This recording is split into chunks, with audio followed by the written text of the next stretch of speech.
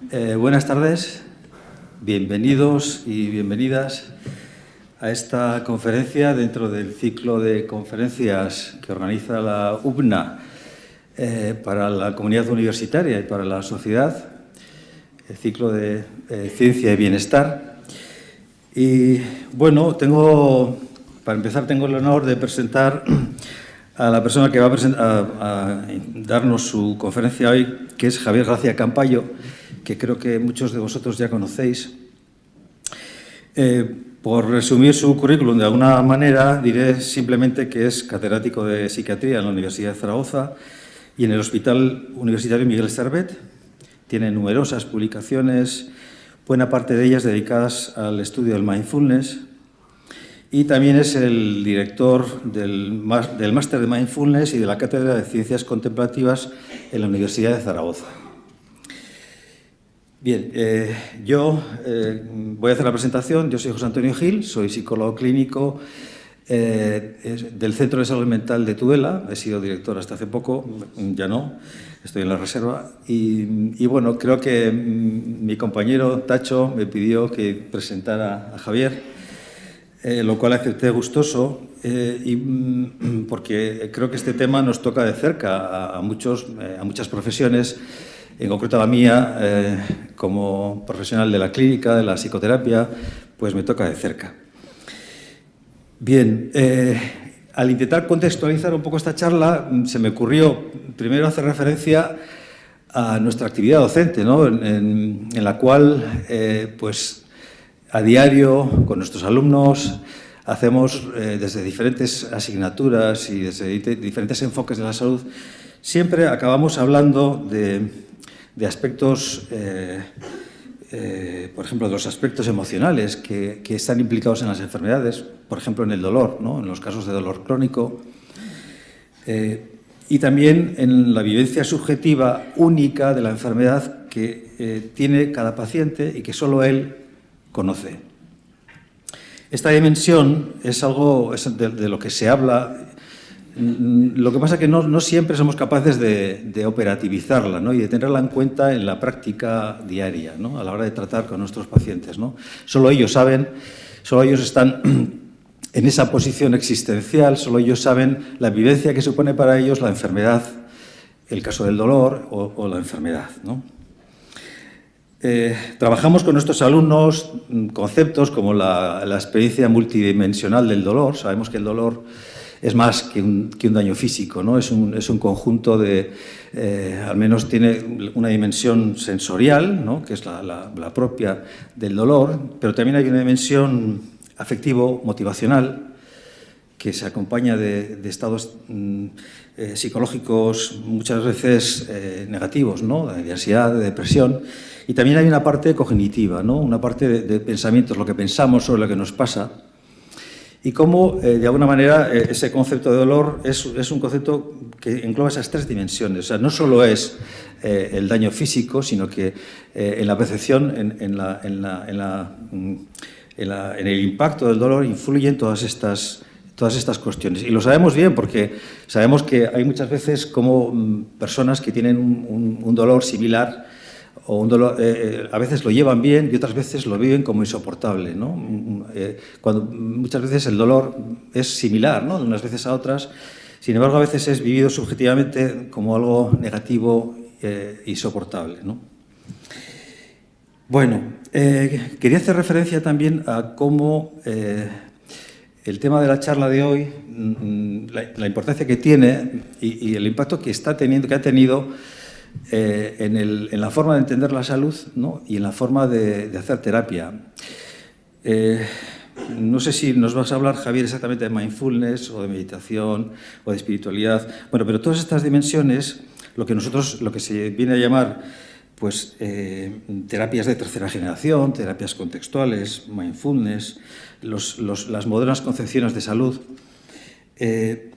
incluyen un paradigma nuevo que se incluye de una manera ya sistemática y evaluada en la práctica clínica, evaluada como eficaz, que es tener en cuenta la subjetividad de la persona. Es decir, cómo vive la persona su enfermedad, cómo se relaciona con sus sensaciones, con sus síntomas y qué impacto tiene en su vida.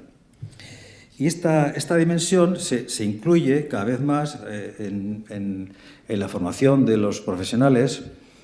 De hecho, bueno, ahora creo que en prácticamente todos sitios hay algún tipo en los programas terapéuticos se incluye de alguna manera formación relacionada con mindfulness, con terapias de tercera generación, con terapias contextuales, donde se tiene en cuenta esa parte como subjetiva, diríamos, de los trastornos, de los problemas de salud. Este paradigma aporta algunas dimensiones. Hay una dimensión personal que tiene que ver un poco con aquello de que parece como que cuando tenemos un problema, tendríamos la pretensión de que dentro de nosotros existan solo cosas buenas, ¿no? Como si las cosas malas no formaran parte también de nosotros, ¿no? Como si la salud y la enfermedad no formaran también parte de nosotros y nos focalizamos en evitar la parte mala, en huir de esa parte mala, ¿no? Y de forma general, estos enfoques de subjetividad, el mindfulness, etcétera, de alguna manera coinciden también con los nuevos enfoques de salud que incluyen esta perspectiva. Por ejemplo, el otro día me llegaba, caí un poco en la cuenta de lo que la OMS define por envejecimiento saludable. Creo que esto va a haber una charla y entraréis en profundidad, pero la OMS define como envejecimiento saludable el proceso de fomentar y mantener la capacidad funcional que permite el bienestar en la vejez. No se trata solo de la ausencia de enfermedades, sino de mantener la autonomía y la capacidad para realizar actividades valoradas por la persona, interactuando también con el entorno físico y social. Es decir, se pone el foco no solo en la ausencia de enfermedad, sino en que la persona pueda desarrollar una vida digna, ¿no? En concreto, estos enfoques aportan algunas cuestiones. La aceptación, la compasión y la conciencia plena del momento presente, en lugar de centrarse únicamente en cambiar los pensamientos o las emociones negativas. Y de alguna manera introduce una mayor flexibilidad psicológica en las personas y hace que las personas podamos tomar distancia de nuestros propios pensamientos, sobre todo cuando son negativos, ¿no? De nuestras propias emociones. Hay 3 o 4 conceptos básicos que espero que podamos desarrollar, que seguramente Javier tocará, que aportan estas teorías, que son... hay un cambio de paradigma que consiste en pasar del control a la aceptación. Es decir, frente un poco a la pretensión tradicional de los tratamientos, de las terapias que intentan modificar pensamientos erróneos, síntomas, emociones negativas, desde estos enfoques se cambia la perspectiva y se pretende que la persona pueda llegar a aceptar experiencias internas que pueden ser a veces negativas, desde un punto de vista contemplativo, sin juzgar, sin rechazar. Es decir, se abandona la lucha directa contra estos síntomas y esto en sí mismo muchas veces provoca que se reduzca el impacto emocional que estos síntomas negativos tienen sobre la persona. Hay también conceptos muy interesantes, como por ejemplo la idea de que nuestros pensamientos son solo pensamientos, ¿no? A veces no somos conscientes de que lo que pensamos no es la realidad, lo que pensamos es lo que pensamos. Es decir, cuando tenemos un pensamiento negativo, catastrófico, en un momento determinado, no somos capaces muchas veces de darnos cuenta de que es un pensamiento, no es la realidad. Porque luego pensamos otra cosa. Otro día, en esa misma situación, nuestra valoración cambia. Este matiz es muy importante, seguro que Javier lo va a explicar mejor.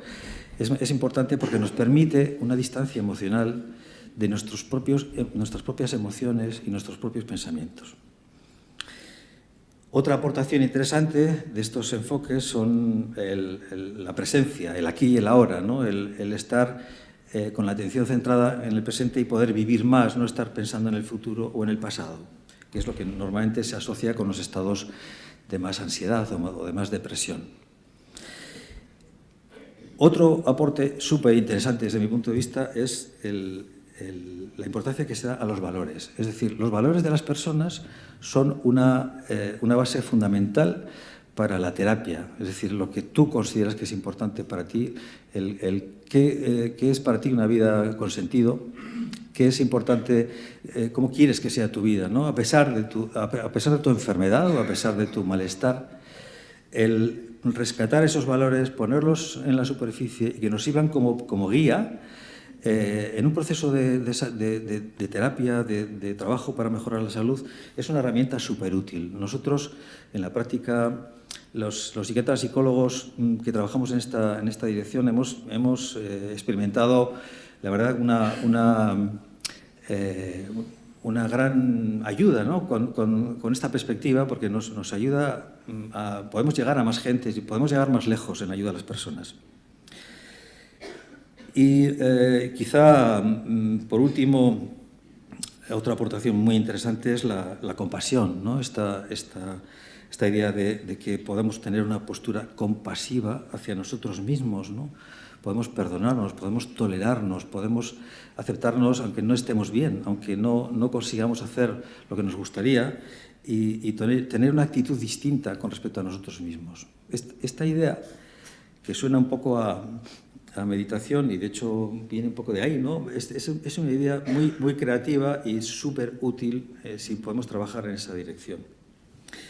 Bueno, que sepáis que todo esto, buena parte de estas ideas vienen de sabidurías antiguas, del budismo, que han sido pues, puestas en valor a finales de los años 70, a principios de los años 80, por algunos autores, como Jon Kabat-Zinn, quizás más famoso, y que hoy en día están presentes pues, en los protocolos de tratamiento de cualquier centro de tratamiento, donde de alguna manera se tiene, en mayor o menor medida se trabaja un poco en esta dirección. Y nada más, con esto presento a Javier, que estoy deseando que nos cuente su experiencia y su visión. Gracias.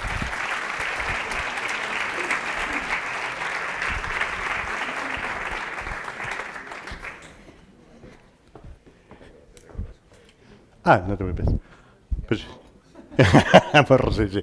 Bueno, pues yo me voy a quedar aquí. Si les parece, muchas gracias a la Universidad Pública de Navarra por la invitación para estar aquí con ustedes y muchas gracias también a ustedes por venir, porque todos sabemos lo ocupados que estamos todo el mundo, ¿no? Y dedicar una hora y media a estar aquí es siempre un regalo para los ponentes, ¿no?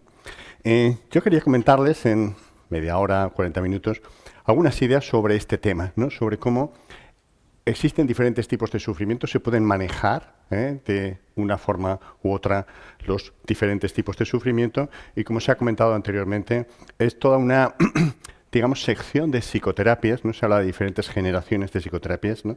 Todas las de tercera generación tienen que ver con esto y un poco eso es lo que voy a intentar resumir. De alguna forma, ¿cuáles son los principales tipos de sufrimiento? ¿Cuáles son algunas de las técnicas que utilizamos? Y cómo podemos intentar gestionar eso. Obviamente, en el tiempo que tenemos, solamente vamos a hacer una especie de descripción por encima para tener una idea. Describimos algunas prácticas y haremos una práctica para que puedan ver un poco de qué va todo esto y posteriormente pues, tendremos un tiempo para debate y para comentar. Me gustaría primero enmarcar cuál es el contexto actual sobre la visión que se tiene del sufrimiento. ¿Qué les parece? ¿Sufrimos más ahora que hace 50, 100 años? Una pregunta interesante, ¿eh? Pues bien, se considera que el estrés es la plaga del siglo XXI. No sé cuál es su experiencia y su opinión, ¿no? Vamos siempre corriendo, siempre preocupados. Se calcula que hasta un 20-25% de la población tendría niveles de estrés que se considerarían patológicos. Y fíjense que el estrés no es cualquier cosa. En este momento, teoría de la neuroinflamación, que está muy en boga en medicina, lo que se viene a decir es que el estrés crónico va a producir una gran cantidad de enfermedades. Aumentaría el cortisol, eso altera todos los mecanismos de neuroinflamación, interleuquinas, citoquinas, y eso va a lesionar diferentes partes del cuerpo. Es decir que habría que intentar disminuir el estrés. Pero curiosamente, pese al desarrollo tecnológico que evidentemente hemos experimentado en los últimos 50, 100 años, lo que dicen algunos autores, por supuesto, como siempre en ciencia hay debate, ¿no?, y hay discrepancias, pero hay autores que hablan del efecto cohorte. El efecto cohorte sería que cada nueva generación tiene más malestar psicológico que las anteriores. No sé cuál es su experiencia, ¿eh? Yo, desde luego, recuerdo a mis abuelos que con todas las circunstancias adversas que había en el mundo en general y en España en particular, eran relativamente felices para las circunstancias. ¿Cuál se piensa que es la causa que es contraintuitiva, ¿no?, de que pese a que el desarrollo y la vida que llevamos ahora es mejor, haya más sufrimiento en cada nueva generación? Pues se piensa que es las expectativas, ¿eh? Nuestros abuelos en general venían al mundo dando por hecho que aquí se venía a sufrir y que si no sufrías, pues bueno, todo eso que te llevabas, ¿no? Pero el desarrollo tecnológico, el control que cada vez tenemos más de todo lo que ocurre, ha disparado en todos nosotros las expectativas. Y entonces le exigimos de alguna forma mucho más al mundo. Yo creo que también los padres, yo tengo hijos, como imagino que muchos de ustedes, fomentamos de alguna forma esa visión, quizás con una cierta sobreprotección, con un sobrecuidado, etcétera, y esas expectativas se han disparado en todos. Y a nivel institucional, ¿qué está ocurriendo? Pues en este momento se considera, todas las instituciones sanitarias de los países desarrollados, etcétera, dan por hecho que la avalancha de malestar psicológico que existe en las sociedades es inmanejable desde los sistemas sanitarios. ¿Me explico? Es decir, está la cantidad de gente que tiene malestar que es muy difícil manejarlo, no basta con todos los profesionales que pueda haber, y por eso se está poniendo cada vez más énfasis en que de alguna forma las personas se empoderen, desarrollen, aprendan técnicas para intentar gestionar ellos mismos una buena parte de ese malestar psicológico que podemos llegar a sufrir, ¿eh? Por eso, cada vez, como les decía, hay un énfasis en la prevención y en el empoderamiento de las personas en este sentido. Quería que viésemos desde la perspectiva de tercera generación, de este tipo de técnicas, qué tipos de sufrimientos hay. Parece ser que, bueno, el sufrimiento es una cosa muy general, pero podríamos identificar dos tipos de sufrimiento.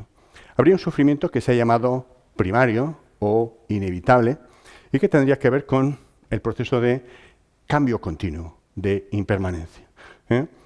La vejez, la enfermedad y la muerte, nuestra y de nuestros seres queridos, va a ser un sufrimiento inevitable que todos vamos a tener que experimentar por el hecho de ser humanos. Eso veremos que la única forma de intentar mitigarlo va a ser con lo que llamamos técnicas de aceptación.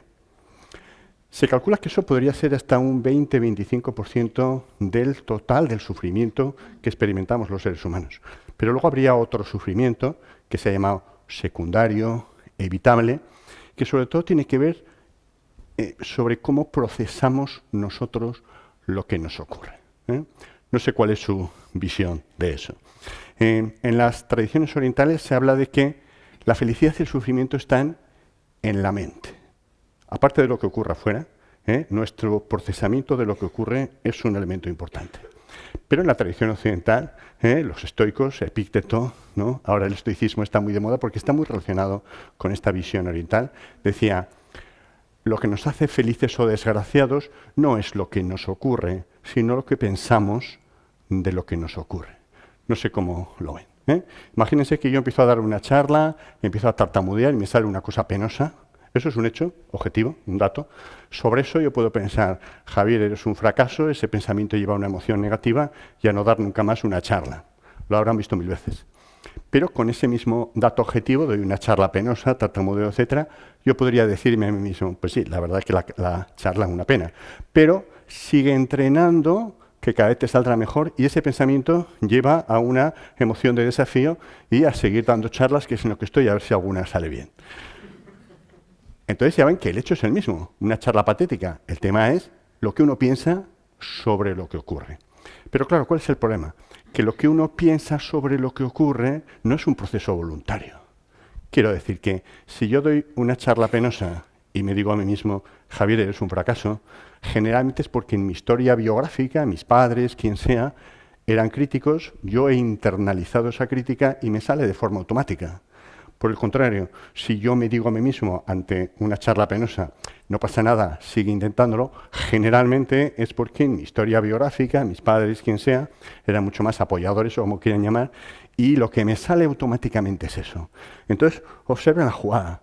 Lo importante no es lo que ocurre, sino lo que pensamos de lo que ocurre, pero es que lo que pensamos, y Mindfulness trabaja especialmente en eso, no es voluntario.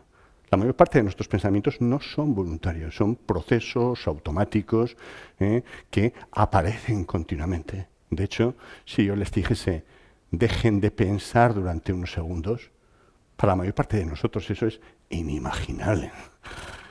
Yo soy psiquiatra, y ya se ha comentado, como la tercera causa más frecuente en la consulta es, doctor, deme algo para dejar de pensar. ¿No? Dame algún fármaco que me pare esto. Yo les suelo decir, vamos a intentar practicar mindfulness, por ejemplo, ¿no? Y no todo el mundo se anima porque, claro, requiere un esfuerzo.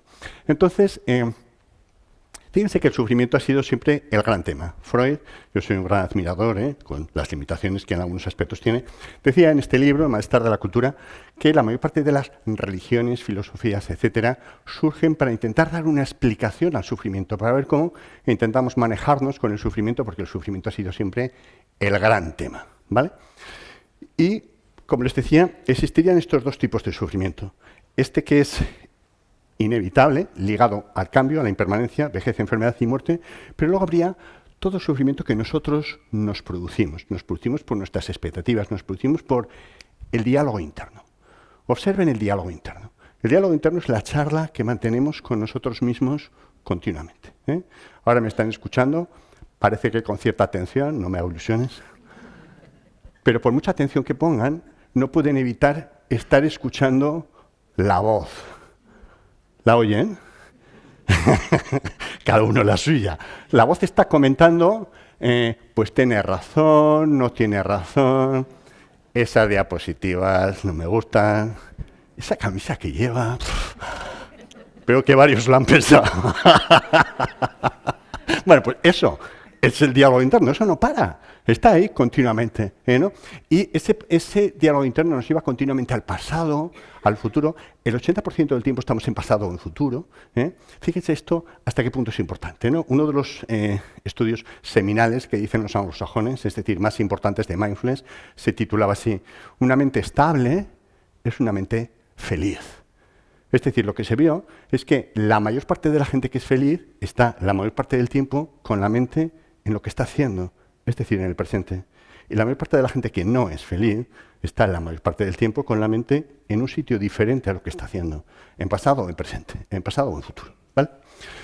Entonces, fíjense, la autocrítica, se ha comentado, la compasión, etcétera, las relaciones interpersonales, hablaremos de eso, cómo producen mucho sufrimiento, pero nadie de fuera nos puede producir sufrimiento psicológico, nos lo producimos nosotros, por lo que esperamos que ocurra con la otra persona, no sé si me explico.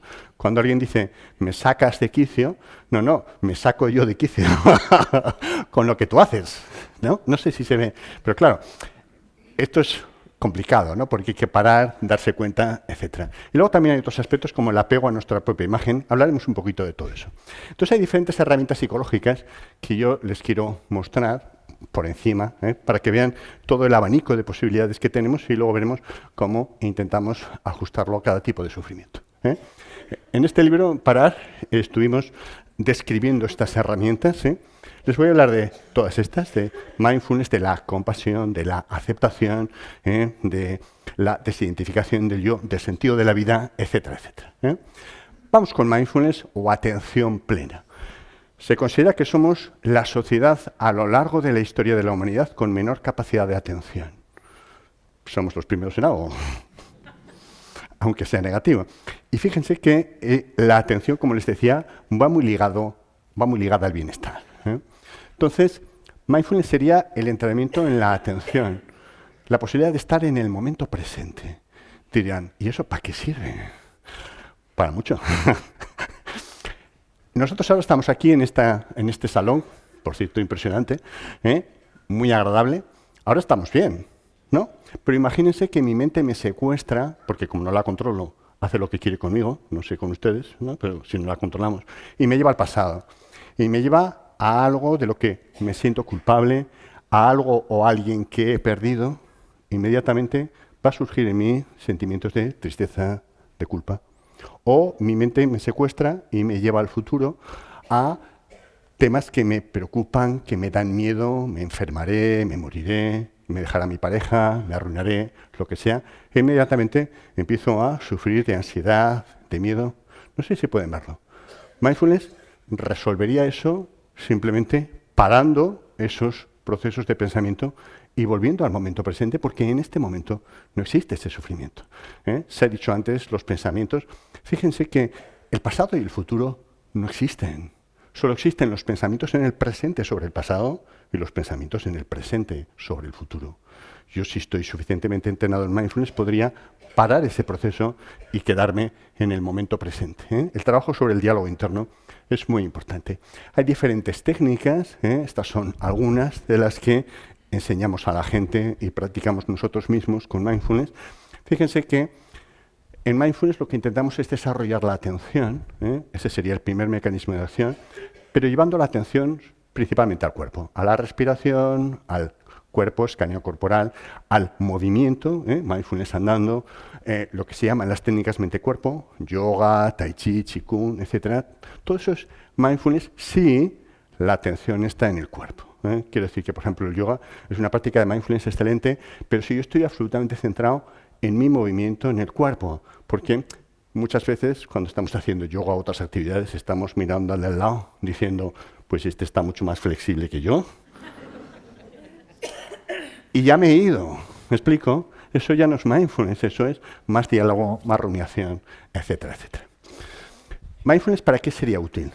Para todo el tema de estrés, ansiedad, depresión y ya se ha comentado también dolor, ¿no? El dolor tiene ciertos componentes, ¿no? El aspecto sensorial, sobre todo se trabaja con analgésicos, pero luego el componente cognitivo de pensamientos o el componente afectivo son muy importantes. Les pongo un ejemplo. Imagínense que le están a elegir entre un dolor leve, 3 sobre 10, 10 máximo dolor, 0 nada de dolor, 3 sobre 10, durante 5 años, o un dolor intenso, 8 sobre 10, 5 minutos. ¿Qué elegirían? Todo el mundo elige lo mismo, ¿no? Lo que sea, pero rápido. Claro, pero imagínense que tengo una enfermedad que cursa con dolor crónico, fibromialgia, lo que sea. No puedo decir rápido, porque sé que esto va para largo, ¿no? Entonces, lo que hace insoportable el dolor no es el dolor del momento presente, que es solo 3 sobre 10. Lo que hace insoportable el dolor y se correlaciona con el consumo de analgésicos es el pensamiento catastrofista de decir, ¿esto tengo que aguantarlo el resto de mi vida? No puedo aguantar. ¿Me explico? Eso es lo que trabajamos, por ejemplo, con mindfulness. Pero también todo el tema de estrés, ansiedad, depresión. Muchos de nosotros es posible que estemos estresados. Es difícil darse cuenta porque el proceso es muy lento. El estrés fácilmente lleva a la ansiedad estructurada y la ansiedad, si se cronifica, puede llevar a la depresión durante años, y mucha gente no se da cuenta de lo mal que está hasta que alguien se lo dice, se pone en tratamiento y entonces se pone bien y dice, pero qué mal estaba. El proceso es similar a, y perdón, con cocer una langosta. Perdonen por el maltrato animal, que ya saben que en Gran Bretaña han prohibido el cocer langostas vivas. Si yo cuezo la langosta en agua caliente, como el proceso es muy evidente, la langosta se resiste. ¿Me explico? Que es decir, si yo tengo un desencadenante, por ejemplo, un problema, un fallecimiento de alguien, etcétera, que claramente me produce el malestar, uno se da cuenta. Pero si el proceso es muy progresivo, si yo meto la langosta en agua fría, viva, y caliento, no se entera. Y se deja cocer en sí misma. Los seres humanos nos cocemos en nuestro propio sufrimiento si se produce de forma lenta. Mindfulness es muy capaz de poder ver eso y modificarlo. Una de las técnicas de las que yo más recomiendo es simplemente contar respiraciones.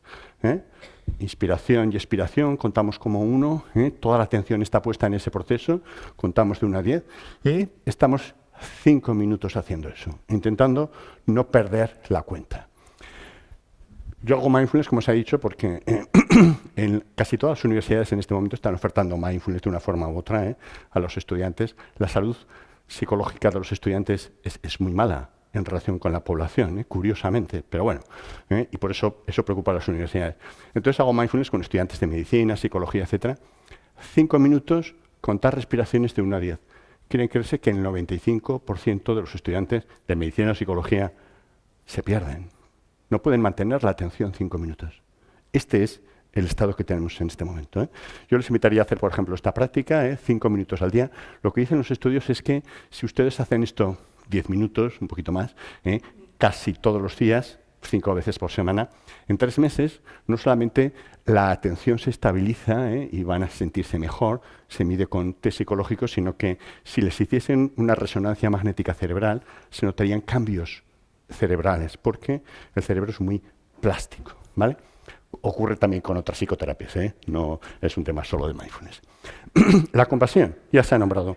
La compasión no es lo que entendemos normalmente por compasión. La compasión sería el hacerme consciente del sufrimiento, hasta ahí sería igual que la empatía, pero luego hay un segundo componente que sería el compromiso de intentar disminuir el sufrimiento en la medida que pueda. Fíjense que muchas veces cuando una persona querida sufre, yo me contagio con ese sufrimiento. Lo habrán visto muchas veces. De hecho, lo que dicen los estudios es que cuando una persona desarrolla una enfermedad crónica, la familia, amigos, etcétera, van a verle los primeros 6 meses. ¿Pero qué ocurre? Claro, voy a verle, es mi amigo, mi persona querida, me contagio, voy a casa, estoy fatal, voy unas cuantas veces más y al final, como veo claramente que cada vez que voy me contagio emocionalmente, hacia los 6 meses decido que no voy. No sé si me explico. Y muchos de estos pacientes con enfermedades crónicas se quedan solos.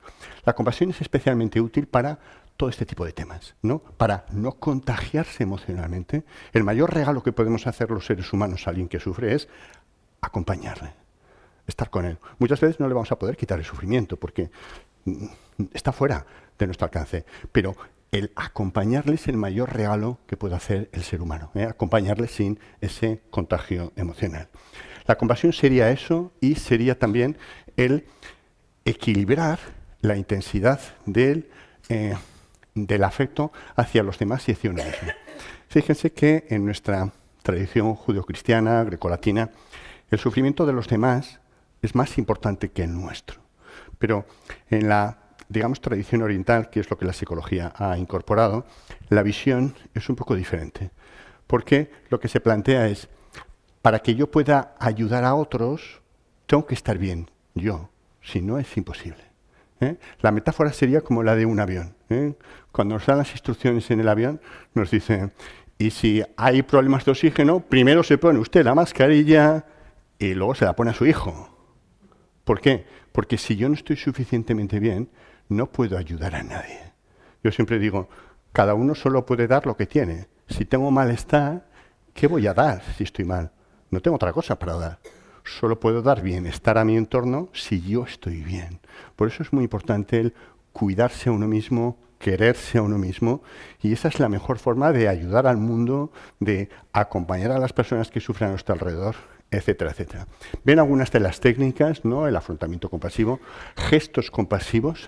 Fíjense que el afecto se demuestra con contacto físico.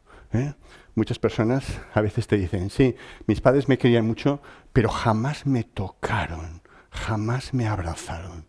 La sensación que tienen entonces es que no han sido suficientemente queridos porque el contacto físico es uno de los temas clave.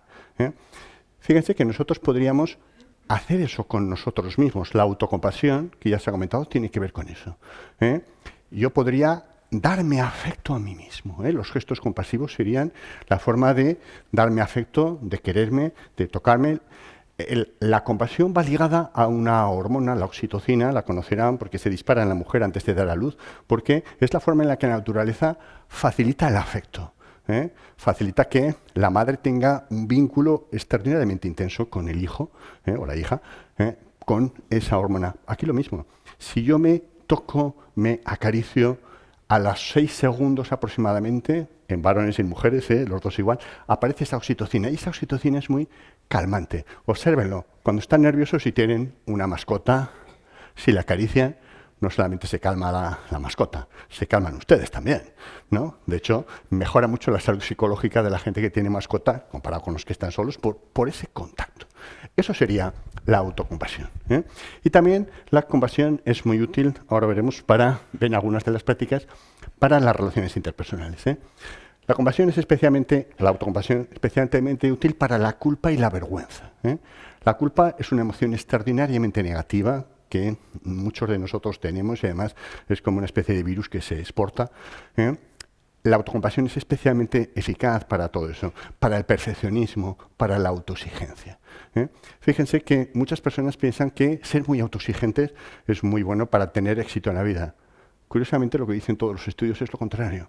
Las personas que son más autocompasivas, que se quieren mucho a sí mismas, van a llegar más lejos y sobre todo van a ser más felices, porque esa autoexigencia continua es un estrés al que nos sometemos que es muy difícil de mantener, ¿eh? Todo eso es lo que se trabaja. También el quemado profesional. El quemado profesional se produce por la sobreexposición al sufrimiento humano, ¿eh? Similar al síndrome del cuidador. La autocompasión ayuda mucho a prevenir todo esto. Y mejora también las relaciones interpersonales. Como les decía, muchos de los problemas que tenemos con otras personas dependen de las expectativas que nosotros hemos puesto con ellas. La autocompasión hacia nosotros y posteriormente, porque hay que empezar con uno mismo, hacia los demás, mejora mucho todo este tipo de temas, ¿eh? La práctica del afrontamiento compasivo lo que hace es ver alguna situación en que hemos tenido una situación de malestar y observar nuestro diálogo interno, ¿eh? La mayor parte de nosotros, cuando las cosas van mal, nos criticamos, nos machacamos, nos insultamos. Yo muchas veces en la consulta le pregunto a la gente, cuando las cosas van mal, ¿qué se dice usted a sí mismo? Y lo que te cuentan son barbaridades, insultos que se dicen a sí mismos, ¿no? Insultos y críticas que no la dejarían que otra persona se les hiciese, pero ellos se lo hacen a sí mismos de alguna forma porque lo han incorporado, lo han internalizado y está ahí. Cambiar eso produce un cambio increíble en la relación con nosotros mismos, ¿eh? En la compasión, la idea que tenemos es que nosotros siempre vamos a estar con nosotros mismos, por tanto tenemos que ser nuestros mejores amigos. Mucha gente, ellos mismos son sus peores enemigos, ¿eh? Ese es otro cambio importante. La aceptación, ¿qué les parece? Yo siempre digo que la aceptación es lo más importante de las técnicas de tercera generación, pero también la más difícil, porque toda la cultura occidental está basada en la no aceptación, en la pelea, en la lucha. Fíjense lo que sería la aceptación. Una preocupación que tiene la gente siempre es, pero eso es resignación. Es imposible confundir la aceptación con la resignación. Y lo pueden ver aquí. El tema clave sería el eje vertical. Es decir, mis acciones pueden cambiar mi entorno o no lo pueden cambiar. Si yo puedo cambiar el entorno, tengo que actuar. Si no lo sé, tengo que intentarlo. Ensayo y error, varias veces, poniéndome un límite, y si llevo tiempo, años, intentando cambiar algo y no puedo cambiar, pues entonces es que no lo puedo cambiar. Y entonces lo que tengo que hacer, si no puedo cambiar el mundo, es aceptar. Pero fíjense que la idea que tenemos nosotros es que las personas que aceptan son personas pasivas, que no hacen nada. No, en absoluto. Lo que se recomienda y lo que hacen las personas que aceptan es fluir de una forma muy flexible entre la acción y la aceptación. ¿Me explico? Es decir, cuando yo puedo cambiar el mundo, actúo. Y cuando no puedo cambiar, acepto. No piensen que la aceptación es una cosa pasiva. La aceptación es muy activa, porque cuando actúo, cambio el mundo, porque puedo cambiarlo. Pero cuando no puedo cambiar el entorno, lo inteligente es que cambie mi mente, que cambie mi relación con lo que me rodea. Ya que no puedo cambiar el mundo, tengo que cambiar mi expectativa. Y ese movimiento fluido es el que nos va a evitar mucho sufrimiento. En psicología, en psicoterapia, se suele decir que lo rígido es patológico, mientras que lo fluido, lo flexible, es mucho más sano y adaptativo. Les decía, las personas que aceptan fluyen en esta actuación-aceptación. Pero luego hay otras dos formas de funcionar, que sería la resignación. Es decir, yo podría cambiar mi entorno, el mundo, pero no lo hago. Generalmente porque tengo una baja autoestima, lo que en psicología llamamos baja autoeficacia. Es decir, yo siento que no voy a ser capaz de conseguir nada, ¿eh? Pero donde está la mayor parte de la gente en este momento es en lo que llamamos la sobreactuación. La sobreactuación es la idea de que yo tengo que conseguir lo que sea como sea. ¿Me explico? No me rindo nunca, peleo. Pero eso no tiene sentido, porque hay muchas cosas que no se van a poder conseguir. Yo no sé ustedes, pero cuando yo era joven, lo que me metieron a fuego en la cabeza es una frase del tipo: si te esfuerzas lo suficiente, puedes conseguir lo que quieras. ¿Qué les parece esa frase? Es un delirio, no es mentira. Va más allá, porque eso está fuera de la realidad. La frase objetiva es: si tú te esfuerzas mucho, tienes más probabilidades, pero ninguna certeza de que vas a conseguir eso. Imagínense que a una posición de 100 plazas se presentan 1000 personas. Ya te puedes esforzar, pero 900 se quedan fuera. Hagan lo que hagan. No sé si se ve. Entonces, claro, esa pelea con el mundo hace que estemos embarcados en una situación que al final suele producir quemado. De hecho, el quemado profesional se describió en las personas que eran muy de resolver el mundo. Entonces, les decía, no se puede confundir la aceptación, la aceptación con la resignación. Primero, a nivel externo, les decía, la aceptación solo la aplicamos para aquello que no se puede cambiar. Y hay bastantes cosas. Por ejemplo, el pasado no se puede cambiar. Hay muchas cosas que están fuera de nuestro alcance, no se puede cambiar. Ahí aplicamos la aceptación. La resignación sería: yo puedo cambiar algo y no actúo. Eso a nivel externo. Pero es que a nivel interno, si yo he aceptado algo, fíjense que es el final del proceso de duelo. Esto es muy importante porque hablábamos de la impermanencia, del cambio continuo. Los seres humanos estamos sometidos a duelos continuos, ¿no? Vamos perdiendo personas, vamos perdiendo familiares, vamos perdiendo juventud, vamos perdiendo belleza los que la tuviesen, ¿no? Y así sucesivamente, pero lo vamos a ir perdiendo absolutamente todo. Y vamos a tener que ir haciendo el duelo de todo eso. La fase final del duelo es la aceptación. Mucha gente no hace la aceptación porque quiere mantener la fantasía de que podría recuperarlo. No sé si me explico. Una relación de pareja a veces se ve muy claramente. No hacer el duelo es decir, bueno, tengo la fantasía de que quizás algún momento volvamos. No, esto se ha terminado. Es muy importante la aceptación porque uno de los, digamos, principios en psicoterapia es: todos los duelos que no hayamos resuelto, cuando aparezca un nuevo duelo, se reactivarán. Por eso mucha gente está en duelo casi continuo, porque como no ha resuelto los anteriores, cada nuevo le va reactivando. De ahí la importancia de la aceptación. En la aceptación, yo no me peleo con el mundo, yo siento que las cosas están bien. En la resignación, yo me siento mal, porque siento que tendría que haber hecho otra cosa, siento que las cosas no van bien, y eso me sigue dando vueltas en la cabeza. Yo uno de los temas que invito a la gente cuando hacemos prácticas de mindfulness, de meditación, es observar lo que aparece en la mente y se repite. ¿Me explico? Lo que se repite son temas que no se han aceptado. Habría que trabajar con aceptación. ¿Me explico? Si yo, por ejemplo, tengo un conflicto de pareja y eso lleva años, no sé qué, eso va a estar y así sucesivamente. Entonces, la aceptación lo que nos va a permitir es que, digamos, la mente se limpie, podamos estar en el momento presente, no estén continuamente, no estemos rumiando continuamente temas que no están resueltos. ¿Para qué sería muy útil la aceptación? Pues para todo lo que son enfermedades crónicas, para todo lo que son enfermedades terminales de los demás o de nosotros mismos. Es decir, ya les he dicho, lo que no se puede cambiar, la vejez, la enfermedad, la muerte y otros temas que no se pueden cambiar, pero estos claramente no se pueden cambiar.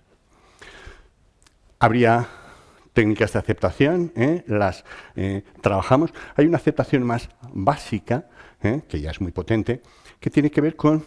La aceptación es parecido a lo que ocurre con las fobias, ¿no? Imagínense que yo tengo fobia a los perros.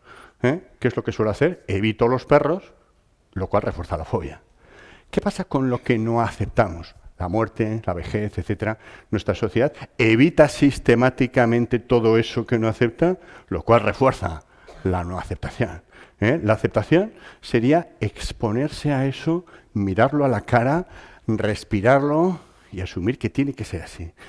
Uno de los mecanismos más potentes de mindfulness tiene que ver con esa exposición, con esa no evitación, no salir corriendo.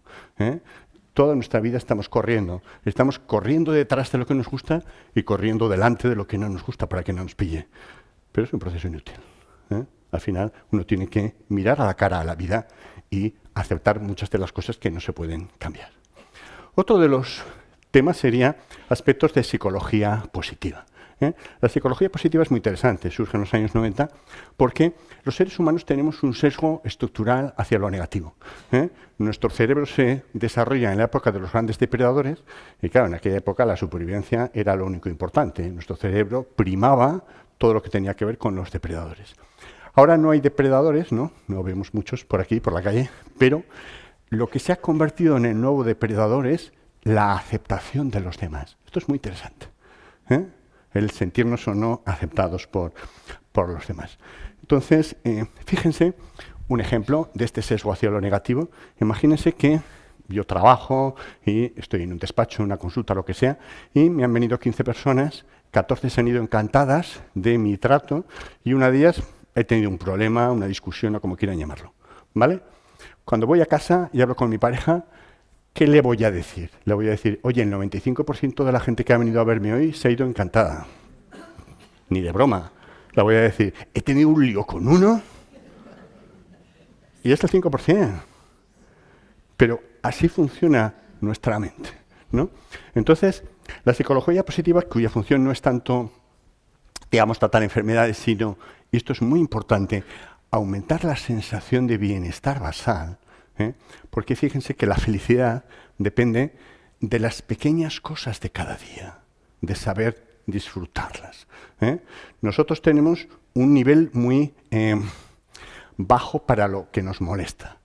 Para las cosas negativas enseguida las pillamos, ¿no? Pero para que digamos, me ha ocurrido algo positivo, tiene que ser algo de la leche, o me ha tocado la lotería, o me han ascendido, o algo gordísimo, ¿no? Y esto es lo que estructura, digamos, nuestro nivel basal. Lo que dicen los estudios es que un tercio de la población aproximadamente va a tener algún tipo de patología psiquiátrica, depresión, etcétera, lo que sea. 2 tercios no, afortunadamente, pero de esos 2 tercios, la mitad, es decir, un tercio de toda la población, atención, no teniendo ansiedad, depresión, no teniendo ninguna patología, no va a ser feliz. No va a tener sensación de que florece. Un tercio de la población. ¿Ok? Mucha de esa gente va a la consulta. Claro, pensando que tiene algo, no tiene nada, no tiene un trastorno. Lo que no tiene es florecimiento, lo que no tiene es afecto positivo. Toda la psicología positiva tiene que ver con eso. ¿Me explico? Cuando ustedes le preguntan a la gente, ¿qué tal te va? No sé su experiencia. La mía es que la mayor parte de la gente dice, tirando. Es decir, ¿no? Es decir, el nivel es bajito. Pero si ustedes conectasen con muchas de estas técnicas de la psicología positiva, podrían decir, cuando les preguntan qué tal te va, bien. Bien, porque la vida es un regalo increíble. Lo que pasa es que nuestras propias expectativas son tan altas que no podemos apreciarlo, ¿no? Entonces, fíjense que estas son algunas de las técnicas. Algo tan sencillo como sonreír, ¿qué les parece? Para muchos de nosotros es como un esfuerzo, pero no. Si ustedes sonríen mucho más frecuentemente, el cuerpo induce estas emociones, igual que la mente induce cambios corporales. Los cambios corporales también influyen en el cuerpo. Técnicas como el mentor, es decir, tener un referente, una figura que para nosotros sea modelo. Esto es un tema que falla ahora en las nuevas generaciones, no hemos sabido transmitir eso. O técnicas como el agradecimiento. Vamos a hacer esta técnica del agradecimiento un momento, va a ser la única técnica que hagamos, pero para que vean. Les invito a que se pongan en una postura cómoda, las plantas de los pies bien apoyadas en el suelo, las palmas apoyadas en las piernas. Yo voy a estar de pie, pero bueno, se imaginan, ojos cerrados. Una postura cómoda es la postura que utilizamos para mindfulness, para cualquiera de estas ideas. Y la práctica del agradecimiento consistiría simplemente en, se suele hacer al final del día y entonces vemos el día de hoy. Si se hace al principio de la mañana, pues el día de ayer. Hoy les invitaría a identificar 3 situaciones que les hayan producido algún nivel de bienestar. Fíjense que no estamos esperando nada extraordinariamente llamativo. Puede ser simplemente mi hijo, mi hija me ha saludado con mucho cariño por la mañana, he estado unos segundos mirando a mi mascota y ha habido una sensación de conexión fantástica, o cuando he ido al trabajo me he escapado un momento a dar un pequeño paseo por el parque, o he ido a comprar tal cosa y el dependiente o la dependienta eran extraordinariamente amables y ha habido un momento ahí de conexión. Fíjense de lo que estamos hablando. O he podido tomar café con un amigo que hacía 3 semanas que no veía. Identifiquen 3 situaciones así de simples, agradables, de hoy. Si ya las tienen, el agradecimiento consistiría en revivirlo y saborearlo. Es decir, mientras están reviviendo ese contacto, generalmente hay otras personas, otros seres humanos, otros seres vivos, noten la conexión, noten la compasión, es decir, el afecto, la sensación de bienestar que produce el estar con esa persona o el estar experimentando la naturaleza o la circunstancia que sea. Degústenlo, disfrútenlo, háganlo eso con las 3 situaciones. Y el agradecimiento consistiría simplemente en agradecer ese hecho. Generalmente agradecemos a 3 niveles. Por un lado, nos lo agradecemos a nosotros mismos, porque nos estamos dando la oportunidad de regalarnos estos momentos deliciosos de la vida.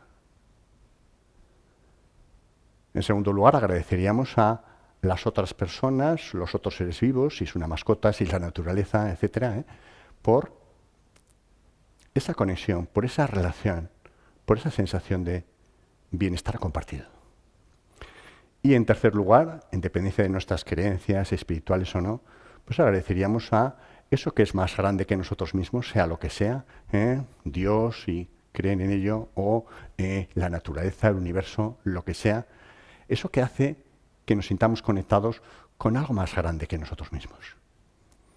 Agradecemos a esos 3 niveles y si esto lo hacemos con cierta frecuencia, fíjense que vamos a ser mucho más capaces de identificar las pequeñas situaciones de cada día que son agradables, por un lado, y 2, disfrutarlas cuando ocurren.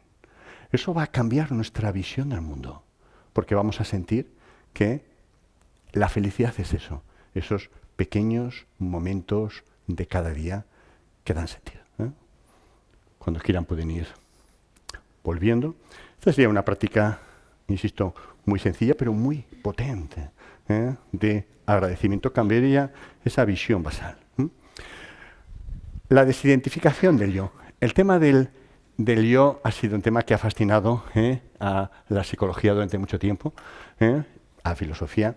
Fíjense todas estas etiquetas que solemos tener de nosotros mismos, etiquetas físicas, etiquetas psicológicas, etiquetas de pertenencia. Se considera que el yo serían como unas 50 etiquetas aproximadamente. Pero fíjense que ese yo también es una forma de ver el mundo. Muchos de ustedes no me conocían de nada. Cuando he entrado por la puerta y me han visto, a mí o cualquiera, ¿cuánto han tardado en hacerme la ficha? Eso es lo que se llama estereotipado. Segundos. Fijaos que en esos segundos nosotros decidimos si esa persona que no conocemos de nada nos cae bien o mal. ¿Han podido verlo? Generalmente, ¿por qué? Porque nos recuerda a alguien, porque proyectamos en él, pues este debe ser así, debe ser así. Es decir, hacemos esa ficha. Lo que dicen los estudios es que los seres humanos no pensamos, sino que buscamos razones para seguir pensando lo que ya pensábamos. ¿Me explico?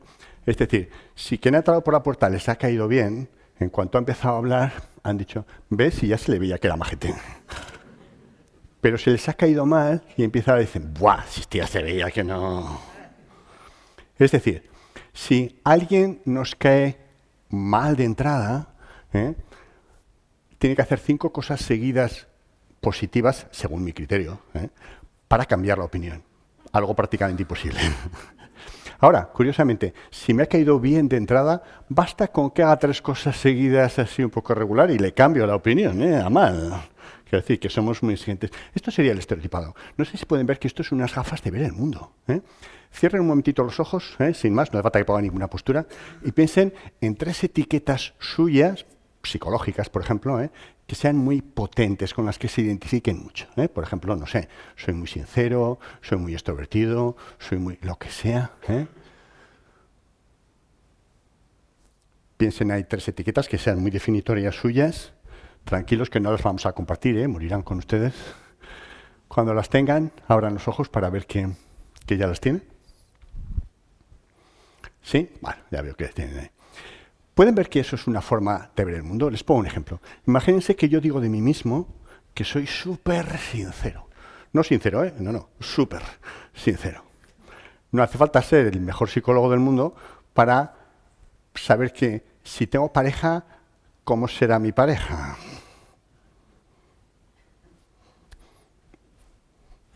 Muy sincera, ¿no? ¿Por qué? Pues si no, no sería mi pareja. Porque ese es uno de los temas que yo evalúo. No sé si se puede, porque ese es uno de mis temas. Y mis amigos, pues también. Tendrán que ser bastante sinceros, porque si no me los he pulido, ¿no?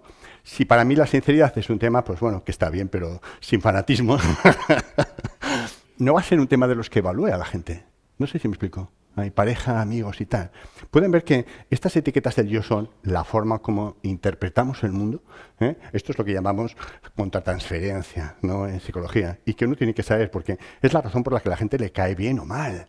Esto es muy interesante. La gente que nos cae bien o mal, no quiero entrar en esto porque no tenemos tiempo. Entonces, identificar esas etiquetas es muy interesante por diferentes razones. Se considera que, les decía, nuestro yo lo forman unas 50 etiquetas, pero hay 4 o 5 que son las top 10, ¿no? Las top. Y esas nos producen la mayor parte de nuestro sufrimiento. La mayor parte de nuestro sufrimiento. ¿Vale? Por ejemplo, siempre que aparece una emoción negativa en las relaciones interpersonales, es porque alguien desafía una de estas etiquetas con las que estamos muy identificados. ¿Me explico? Imagínense que alguien me dice, eres un pésimo psiquiatra. Pues hombre, algo de identificado estoy y eso me va a producir un malestar, ¿no? O mi hijo me dice, eres un mal padre. ¿No? Seguro que todos los que somos aquí padres, madres, pues bueno, algo de identificación hay. Pero si no tuviésemos identificación con la etiqueta, no se produciría malestar. Si alguien me dice, eres un pésimo torero, malo, no me siento ninguna identificación con eso. O eres un pésimo astronauta, pues sí, claro, malo.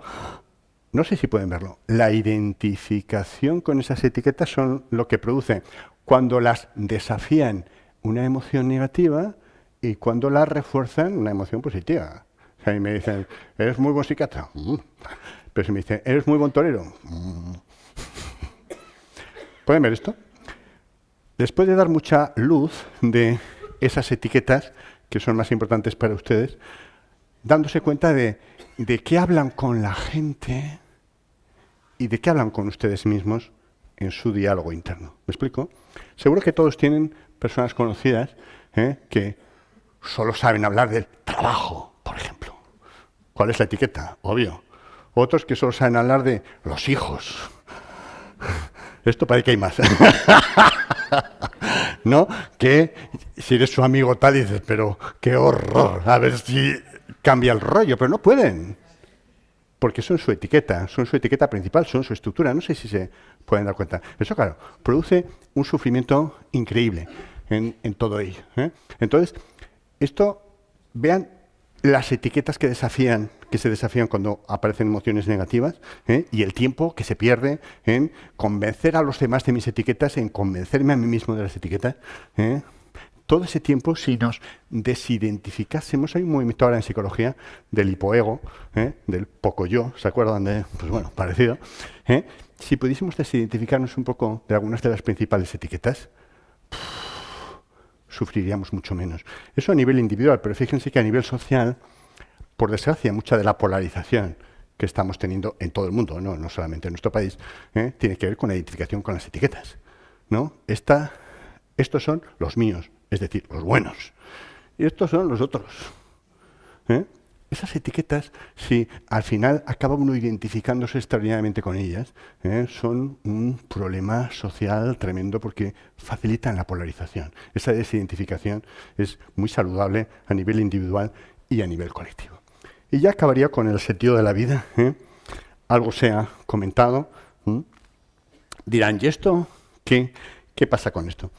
Actualmente en psicología se considera que si no se tiene un claro sentido de la vida, es más difícil ser feliz, por supuesto, no es imposible, pero es más difícil ser feliz. Yo cuando me viene a la consulta alguna persona con una enfermedad crónica que le ha aparecido recientemente, una pregunta que le hago sistemáticamente es, ¿cuál es su sentido de la vida? Mucha gente se me queda mirando, como diciendo, no sé, yo venía aquí al psiquiatra por Prozac.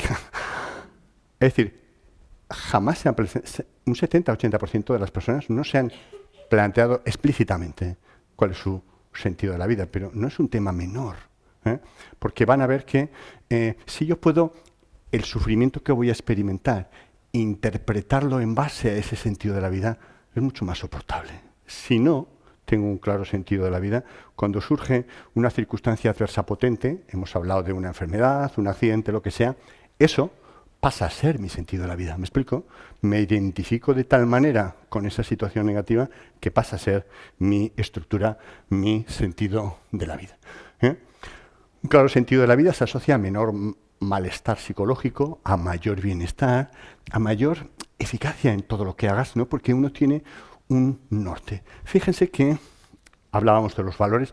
Valores y objetivos no son lo mismo, son muy diferentes, ¿no?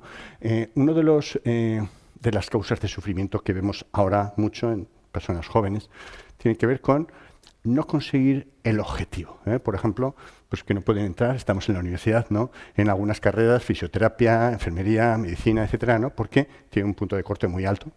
Fíjense que eso sería un objetivo. Un objetivo se consigue o no se consigue. ¿Me explico?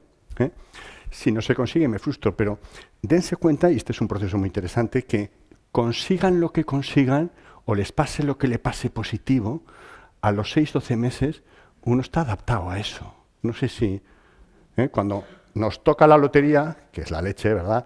Todo el mundo nos toca millones, me refiero, no la pedrea.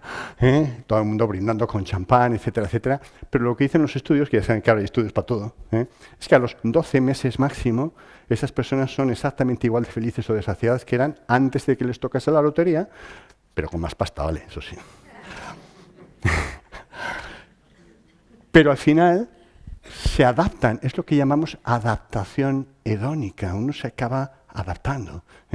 Es como si yo les dijese, ¿quién de ustedes está feliz por la subida de sueldo de hace 5 años?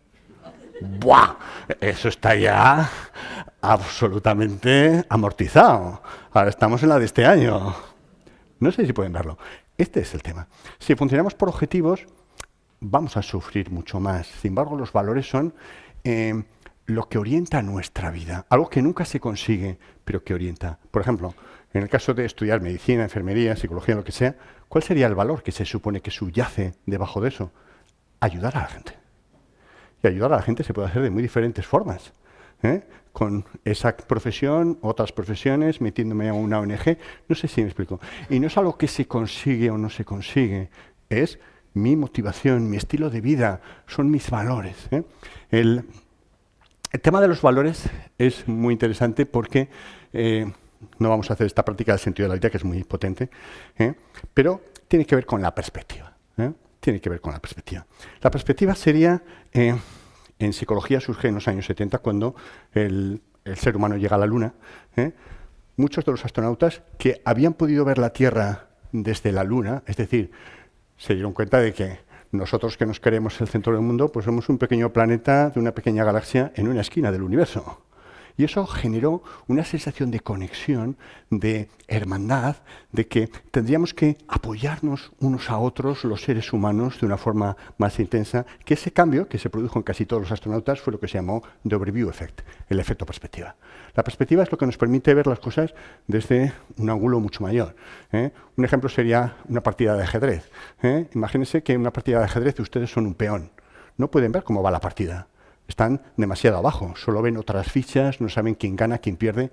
Un jugador que está fuera y ve las fichas de todos, ve claramente quién gana o quién pierde porque tiene la perspectiva. En la vida ocurre lo mismo, ¿no? Acuérdense, algunos de ustedes son muy jóvenes, que cuando éramos adolescentes, cualquier cosa que nos pasaba entonces no tenía una intensidad brutal, ¿no? Cualquier parejilla, cualquier cosa, eso era... ¡buh! Ahora, desde la perspectiva de los 30, 40, 50, 60 años, pues bueno.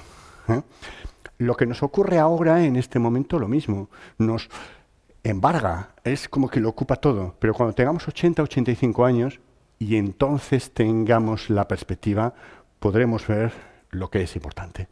La práctica que solemos utilizar para conectar con los valores tiene que ver con eso. Situarnos, imaginarnos que tenemos 80, 85 años, ¿vale?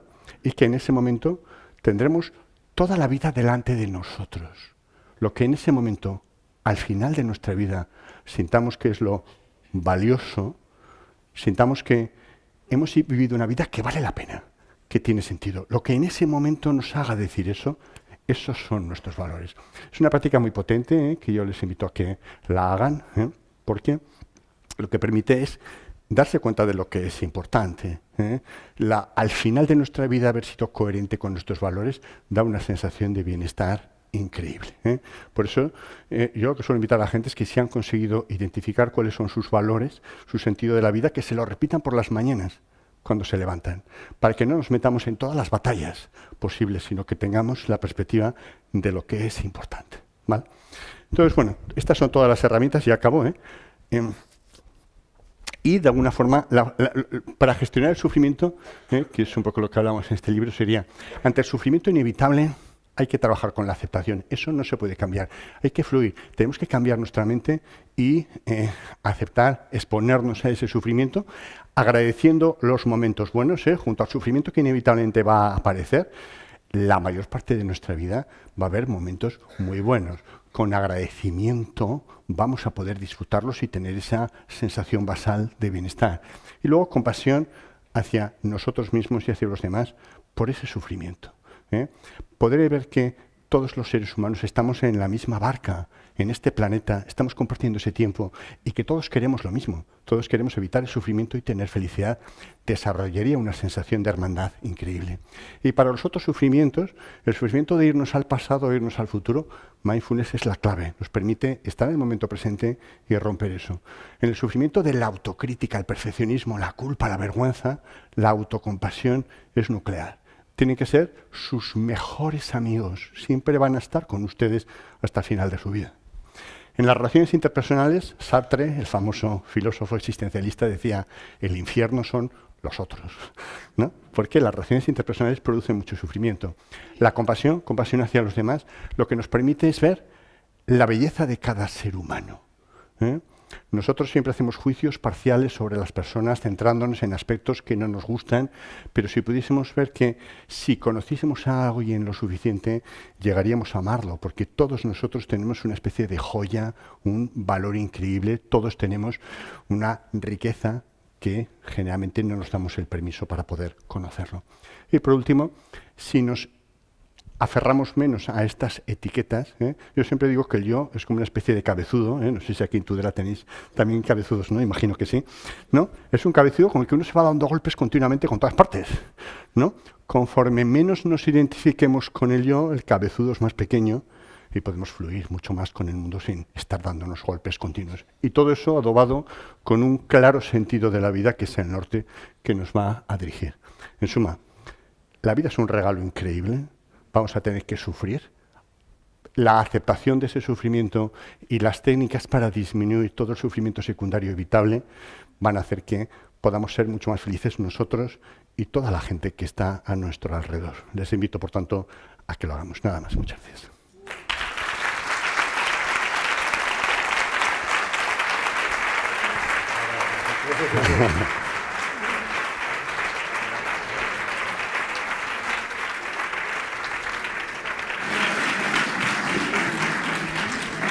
Bueno, muchas gracias, Javier. Ha sido muy esclarecedor y motivador esta charla, este ratito. Y bueno, se abre un poco la veda para que podáis disparar y preguntar o opinar.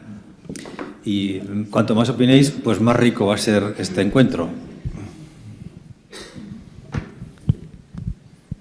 Hola, buenas. Muchas gracias, la he disfrutado mucho. Además me he dado un golpe nada más entrar y estaba como...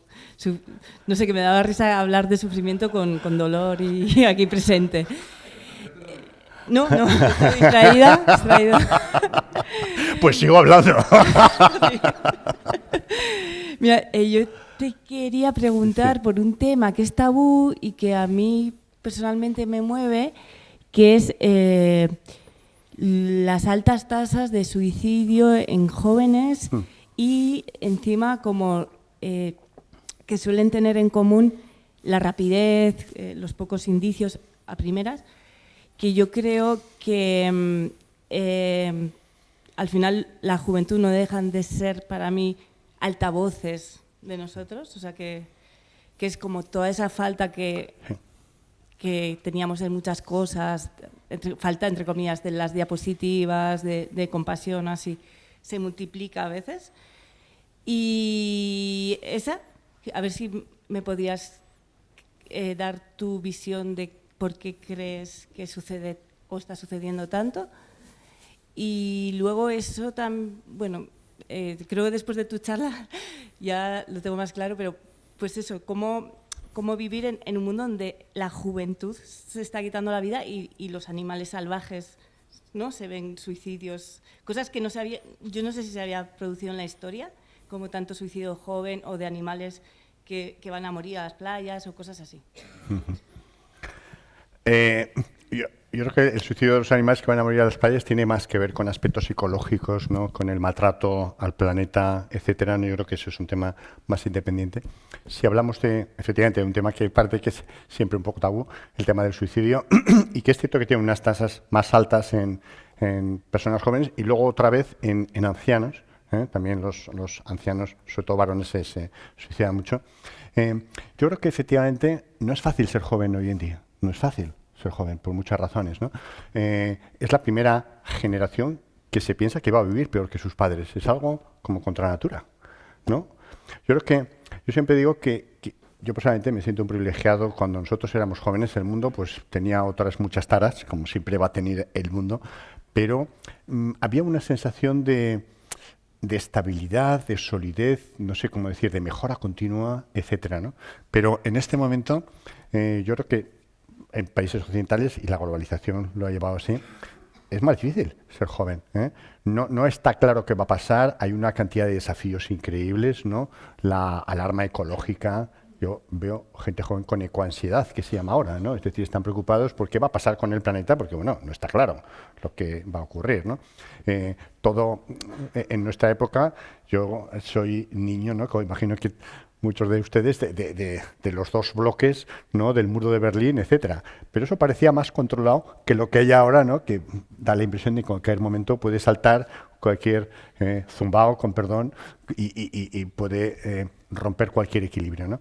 Entonces, yo creo que hay una sensación de inseguridad mucho mayor, primero porque la hay, pero luego también porque la globalización hace que uno se entere en todo momento, ¿no? Hay una guerra y la estamos viendo en directo, algo que es pornográfico, ¿no? En otras épocas eso no ocurría, ¿no? Te llegaban, tal, y también había conflictos, pero no estabas tan atento, tan alerta. Entonces yo creo que hay una sensación de inseguridad básica que facilita este tema. Y luego los jóvenes tampoco están suficientemente acompañados, ¿no? Eso es una falla de del sistema, de los padres, etcétera, etcétera. Y no sé qué decirte en cuanto a soluciones fáciles, ¿no? Sí que te digo que es una preocupación cada vez mayor porque el valor social de la juventud en la sociedad actual, ni qué decir, la importancia que tiene, ¿no? Son el futuro. Pero no estamos sabiendo integrarlos, que se sientan... Hay una especie de divorcio intergeneracional que tan intenso yo creo que no había habido, por lo menos cuando nosotros éramos jóvenes, ¿no? Entonces no te puedo decir qué se puede hacer con eso, ¿no? Yo creo que es un tema social que valdría la pena reflexionarlo. Pero sí, es cierto. Hola, buenas noches. Gracias primero por la charla tan interesante que nos has aportado.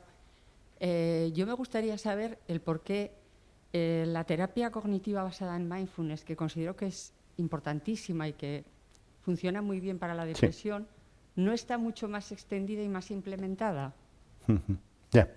Yo creo que en general las psicoterapias, ¿verdad?, en los sistemas sanitarios, pero no solamente en el español, en todo el mundo, son difíciles de implementar porque son costosos, son más, y eso que este tipo de terapias, al ser grupal, suele ser más coste efectivo, ¿no?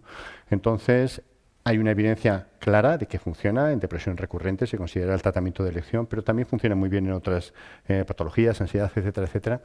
Y yo creo que ese tema ocurre con todas las psicoterapias, ¿eh? Quiero decir, esta es muy eficaz en diferentes patologías.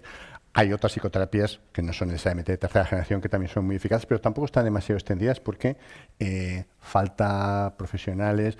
Y lo que decía, yo creo que los sistemas sanitarios empiezan a darse cuenta de que esto va a ser, la epidemia de malestar psicológico es tan brutal que esto es difícil manejarlo desde las instituciones.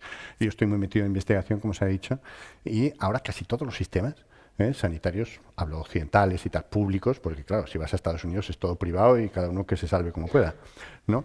Están promoviendo modelos que se llaman step care, de pasos progresivos. Es decir, lo que se intenta es hacer intervenciones simples y baratas.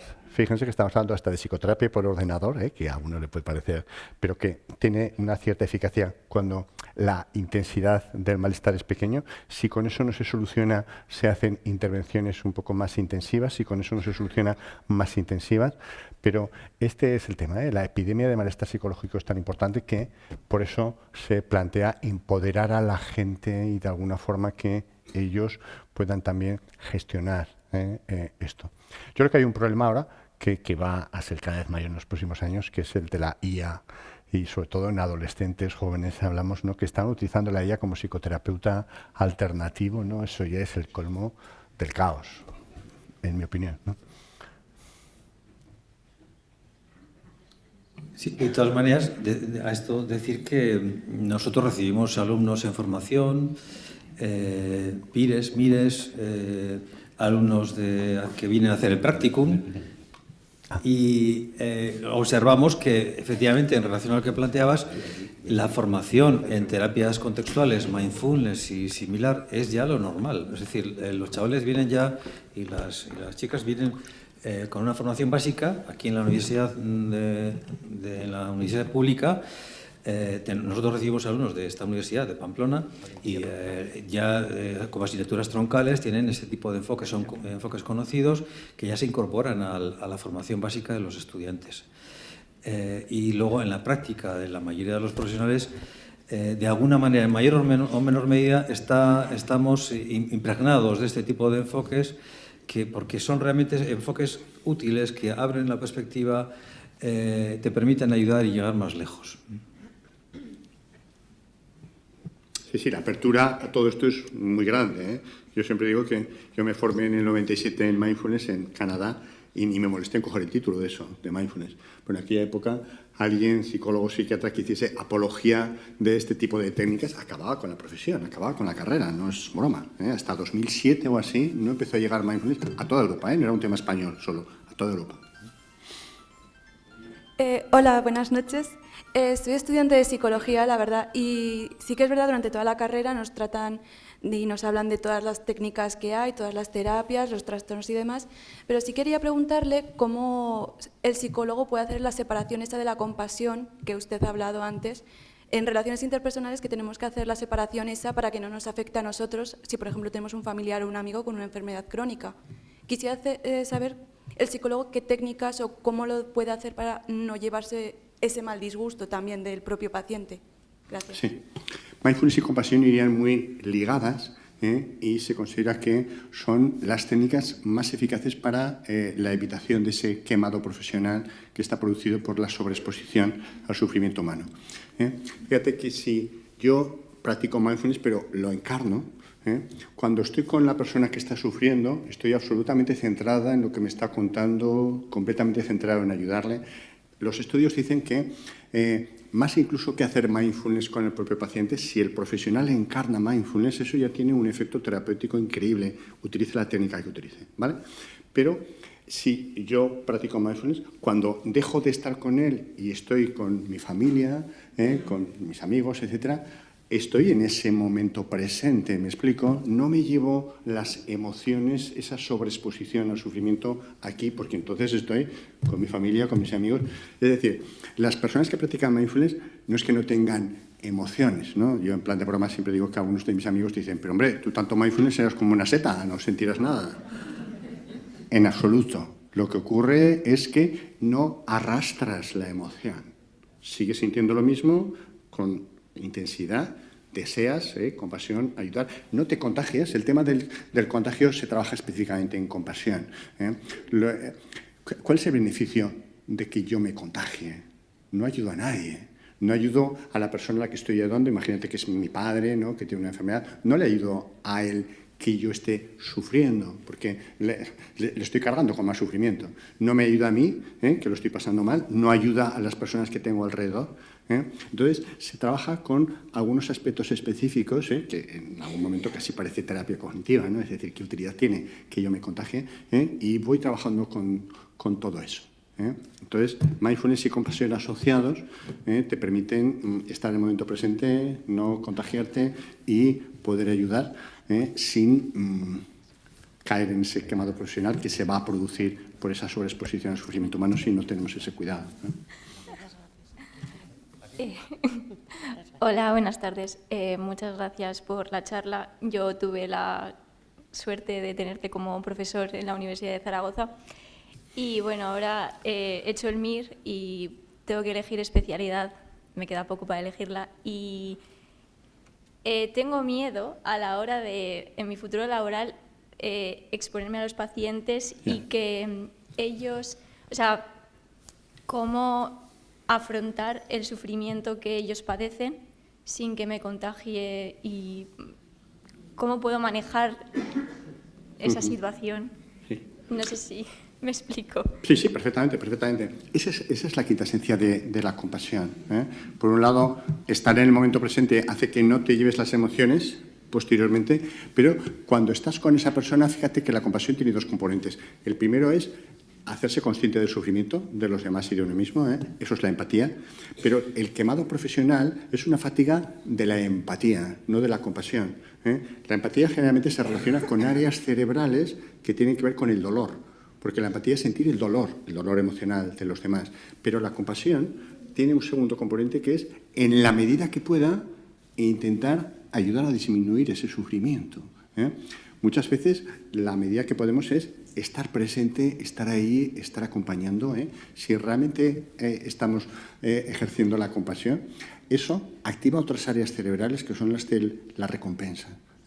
La empatía tiene un efecto aversivo, mientras que la compasión tiene un efecto reforzante, porque te va a alegrar el saber que estás acompañando a una persona que sufre y eso ya le ayuda, aunque no puedas evitar que sufra. ¿Me explico? Uno de los temas que nos producen mucho malestar es esa especie de narcisismo omnipotente. ¿Me explico? Es la sensación que nos ha metido a los profesionales de ayuda que tenemos que quitarle el sufrimiento a la otra persona, pero tenemos que ajustar las expectativas. Nosotros no podemos quitarle el sufrimiento a nadie. Podemos acompañarle, darle herramientas y él va a ser principalmente quien gestione eso. Ese acompañamiento es el que nos da la sensación de que estamos haciendo algo que vale la pena. Pero no tengáis la expectativa, que este es uno de los problemas también del quemado profesional, de que yo tengo que quitarle como sea ese sufrimiento. Yo puedo acompañarle, darle herramientas, etc. La aceptación también ahí es importante para quitar esa especie de omnipotencia narcisista. Sería esto largo, yo hago un resumen aquí, pero habría que entrenarlo. Es decir, no solamente piensa que el entrenamiento en mindfulness o el entrenamiento en compasión no es un tema racional, es un tema de encarnar mediante la práctica estos valores. Es decir, yo encarno esto. Hola, buenas noches. Perdón que se me ha ocurrido otra pregunta durante tu charla. Quisiera preguntarte qué opinas o cuál es la posible razón de tanto autodiagnóstico, sobre todo en enfermedades mentales, de cara, pues, sobre todo a los jóvenes o a los influencers que ahora dicen tengo ataques de ansiedad y demás, cuando a lo mejor no están ni diagnosticados oficialmente. Y claro, al fin y al cabo, por ejemplo, de cara a los influencers tienen influencia y creo que pueden llegar a tener desinformación de cara a los jóvenes de lo que verdaderamente son los trastornos y demás, y simplemente tienes un poco de nervios y dices, ya, tengo ansiedad y demás. ¿Qué puedes opinar de eso? Claro, el problema es que en este momento, pues, Internet ofrece no solamente los influencers, ¿no?, sino la Wikipedia, lo que sea, una cantidad de información sobre todos los aspectos increíble.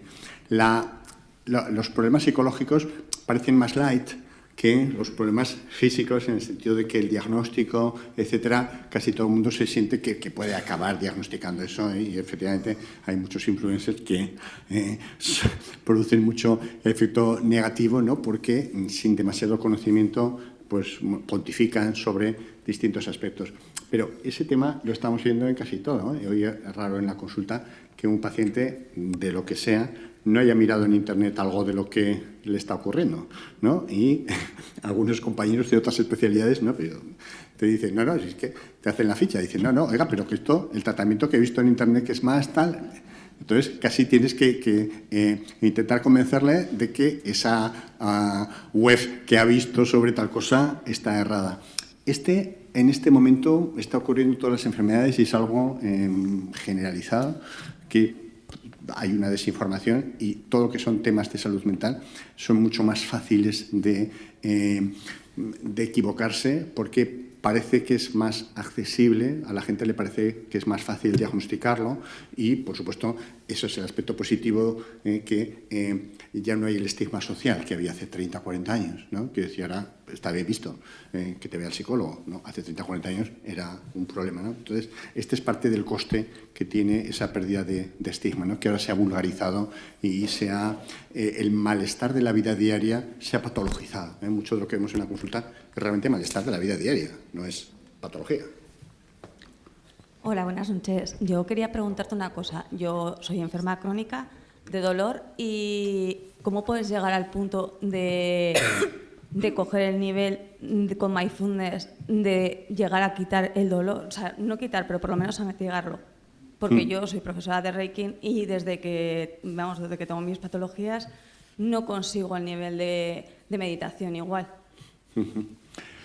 Fíjate que lo que se intenta con las técnicas de tercera generación en el dolor no sería quitar el dolor, quitar los síntomas, eso va a ser más complicado. Lo que se intenta es mantener la funcionalidad, es decir, pese a que el dolor va a seguir estando ahí, que no altere demasiado mi proyecto vital, que me mantenga funcional dentro de lo posible y que tenga suficiente calidad de vida.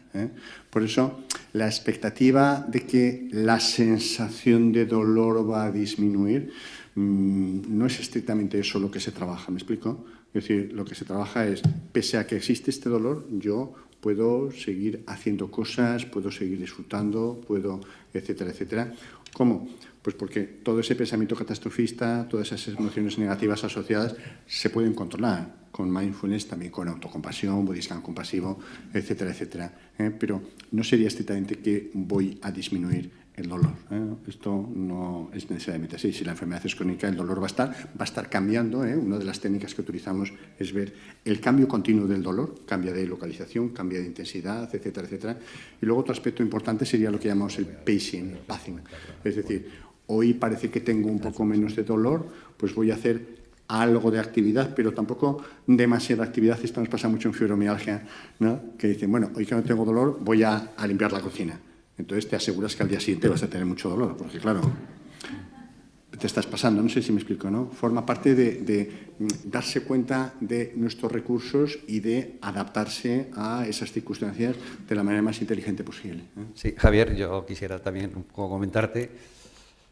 Yo impulso escuelas de espalda basadas en técnicas cognitivo-conductuales, nada de solo posturitas, solo ergonomía, sino el papel de las emociones, y fundamental. Y de hecho, con José Antonio estamos organizando un curso en la UNED.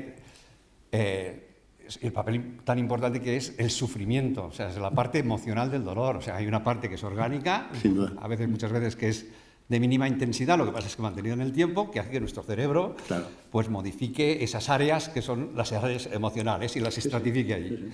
Entonces, sobre todo, la incidencia, es que parece que solamente existe la ergonomía. Yo soy profesor de ergonomía también de la universidad y siempre les digo lo mismo, no creo solamente en la ergonomía, creo en la psicosociología dentro de la actividad laboral, que eso es muy importante.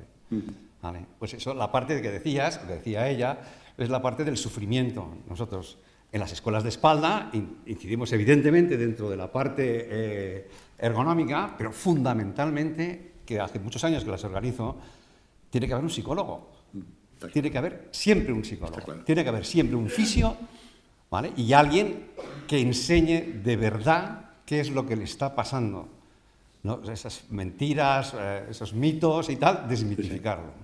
Sí, sí. Por eso me parece fundamental la parte emocional del dolor. Sin duda. Eso en las unidades del dolor, ¿no? Uno de los temas es que siempre tiene que haber alguien dedicado a psicología, etcétera, psiquiatría. Es decir, porque el componente psicoemocional del dolor es fundamental, ¿eh? No es el único, no, pero es una parte importante también, sí.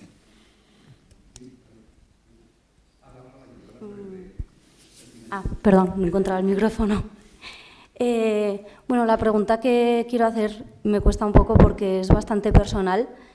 Pero bueno, yo tengo un familiar que ha pasado por un cuadro depresivo grave y con impulsos suicidas. Entonces mi pregunta es, ¿de qué manera puede ayudar el mindfulness cuando la situación es crítica y atenta a la vida de alguien en un periodo de tiempo prolongado, ¿no? Porque desde mi experiencia llevo meditando muchos años y en contacto con el mindfulness, pero a pesar de estar trabajando con psicólogos y psiquiatras muy buenos y muy especializados, hay un nivel de dolor que incluso si tú te pones más en contacto con eso, he llegado a pensar que es hasta contraproducente. Y no he conseguido encontrar a alguien en ese momento como que tenga una herramienta, en ese momento de acompañar a alguien que realmente se quiere quitar la vida porque no puede más con el dolor. Gracias por compartirlo.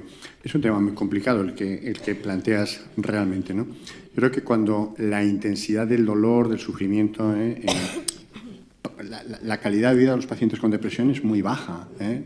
Muchas personas que han tenido depresión y otras patologías somáticas dicen que el sufrimiento de la depresión profunda, es de los más altos, ¿eh? Entonces, en ese contexto, el suicidio es una especie de resolución de problemas. Es decir, los filósofos dicen, ¿no? Es una especie de salida definitiva para un problema para que uno no encuentra otra solución, ¿no? En ese momento es difícil encontrar una herramienta. Las psicoterapias en general no son muy eficaces cuando uno está muy mal, porque ese cerebro no está en condiciones de poder procesar lo que la psicoterapia de turno, ya sea tercera, segunda generación o lo que sea, puede ofertar, ¿eh? Las psicoterapias en general están más pensadas para los momentos en que la intensidad es leve o moderada o para prevenir y que empeore, pero en esos momentos de intenso malestar, ahí lo único que se puede hacer es contención para evitar, en el caso del suicidio, que se produzca. Pero va a ser difícil hasta que no esté un poquito mejor que una intervención psicológica puede ayudar, porque es muy difícil procesar eso. Por desgracia, es así, vamos, es mi opinión, no sé cómo. Gracias. Bueno, te diré que hay estudios esperanzadores, no sé si este es el caso, en el Hospital del Mar, neurocirugía, ha tenido 4 casos de dolor crónico incoercible a punto del suicidio, en los cuales, bajo una técnica neuroquirúrgica, pues ha conseguido, lo ha publicado, es una puerta a la esperanza actuando sobre los núcleos emocionales o donde sea. Si quiere, se puede leer, es el Hospital del Mar, Barcelona, y yo creo que la neurocirujana que lo hace tiene, yo creo que es un buen camino. Por eso digo, ¿no?, que en ese momento es más intervenciones que no son psicológicas, ¿no? Los neuromoduladores también, por ejemplo, se están utilizando, ¿no?, que son, bueno, estímulos en la zona cerebral que percibe el dolor para que no sea tan intenso, que decir, cuando el dolor es muy intenso, muy duradero, etcétera, etcétera, ahí es mucho más difícil que las intervenciones psicológicas puedan hacer algo, ¿eh? De hacer algo tiene que ser algo más biológico, ¿eh? No necesariamente farmacológico, pero sí o quirúrgico, o neuroestimulación, o cosas de este tipo, porque no te permite procesar, ¿eh? La psicoterapia requiere un cierto nivel de atención, de claridad mental, etcétera, que cuando está muy mal es difícil. Sí, yo añadiría que efectivamente no todas las técnicas o las aportaciones de mindfulness se pueden aplicar en todos momentos, ¿no? Es cierto que hay veces que Por ejemplo, una persona que está muy mal y que cuántas veces un paciente está en yoga y nos dice, no, es que voy a yoga y me pongo peor, ¿no? Efectivamente, estar en contacto con tu malestar y que de alguna manera se trabaje desde un aspecto de aceptación, de afrontamiento de los pensamientos negativos o del malestar, pues hay veces que es posible que la persona no tenga capacidad de afrontar o de manejar eso. Y tienes que trabajar de otra manera, ¿no? A lo mejor tienes que trabajar simplemente desde un acompañamiento, desde un punto de referencia para la persona, desde una postura de compasión y esperar a que esa situación evolucione para que puedas ir profundizando, ir trabajando a otro nivel, ¿no? con esa persona. Pero no todos los procedimientos o todas las técnicas valen para todos los momentos. Yo, en relación a esto, Javier, te quería hacer una pregunta también. Sabemos hoy en día que hay cada vez más evidencia de que detrás de muchos trastornos mentales que la gente presenta graves, de problemas psicológicos importantes, cada vez hay más evidencia, como sabrás, que hay experiencias de sufrimiento psicosocial, experiencias traumáticas, y cada vez la evidencia al respecto es más potente, ¿no? Es decir, detrás de un trastorno psicótico, un trastorno bipolar, una depresión grave, cuando tú repasas la biografía de las personas, hay experiencias traumáticas de una manera o de otra por las que la persona ha pasado y que de alguna manera parece ser que marcan la forma de responder de esa persona en el futuro ante sucesivos siguientes eventos que de alguna manera tengan conexión con lo que él ha vivido. ¿Cómo trabajáis esto? ¿Qué te parece a ti? ¿Cómo se trabajan estas cuestiones cuando de alguna manera el sufrimiento tiene que ver con respuestas aprendidas profundamente en la historia de la persona? Claro, si hay trauma, y lo hay, no está claro ni siquiera en población general, ¿no? Qué porcentaje tiene trauma.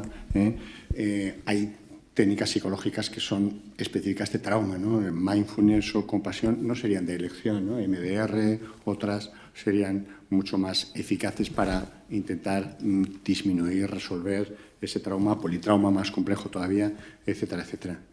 Compasión sí que es cierto que se está situando como no de primera elección, pero sí de tercera o cuarta elección. Quiere decir que parece que la autocompasión está siendo una ayuda, una técnica complementaria más, pero si hay trauma, ahí habría que trabajar con técnicas específicas de trauma y aun con todo, yo creo que es de los trastornos más complejos de gestionar de todo punto de vista, ¿no? La última pregunta ya. Muchas gracias por la presentación. Si tuvieras que hacer esta misma presentación dentro de 10 años, ¿qué crees que presentarías? Voy a sacar la bola de cristal. Bueno, yo creo que se habrá consolidado más algunas de estas terapias. Por ejemplo, todo lo que es la desidentificación de etiquetas del yo, todo lo que se llaman técnicas deconstructivas, que se habla de que es la tercera oleada de mindfulness, ¿no? Mindfulness se consideraría la primera oleada, no, tercera generación, Dentro de la tercera generación, la primera oleada sería mindfulness, compasión dicen que sería la segunda oleada y las técnicas deconstructivas la tercera. Yo creo que eso va a estar mucho más desarrollado, se está empezando a trabajar con algunos temas. Y, bueno, yo creo que la aceptación también tiene un potencial increíble, ¿no? Entonces, yo creo que por ahí irían los aspectos. Mindfulness se irá posicionando. Yo creo que cada vez se está posicionando más claramente un poco en lo que se decía, ¿no? Yo creo que Mindfulness ha tenido un impacto social muy grande y las expectativas que se tenían sobre ella como técnica en muy diferentes patologías pues estaban quizás un poco sobredimensionadas. Es decir, mindfulness es muy útil y yo soy muy mindfulnero, pero en ciertas cosas y en otras cosas pues no, hay otras técnicas que son más eficaces. Entonces yo creo que todo estará mucho más posicionado, más claro. Pero yo siempre, uno de los temas que insisto es que estas técnicas de tercera generación, por supuesto, son técnicas eficaces para malestar psicológico, para el tratamiento de enfermedades, pero yo creo que son todavía mucho más eficaces para el aumento del bienestar psicológico, para el florecimiento, para la sensación de sentido y bienestar. Eso sí que pienso que puede producir un cambio muy importante en la sociedad. Como técnica terapéutica es una más, muy interesante, etcétera, pero como técnica de aumento del bienestar, yo creo que es extraordinariamente potente. Muy bien, pues vamos a dar por finalizado. Vamos a aprovechar lo que hemos aprendido para hacer nosotros mindfulness con los demás. Para esto son estas charlas. Y agradeceros a José Antonio y a Javier pues la magnífica charla que nos habéis ofrecido. Muchas gracias.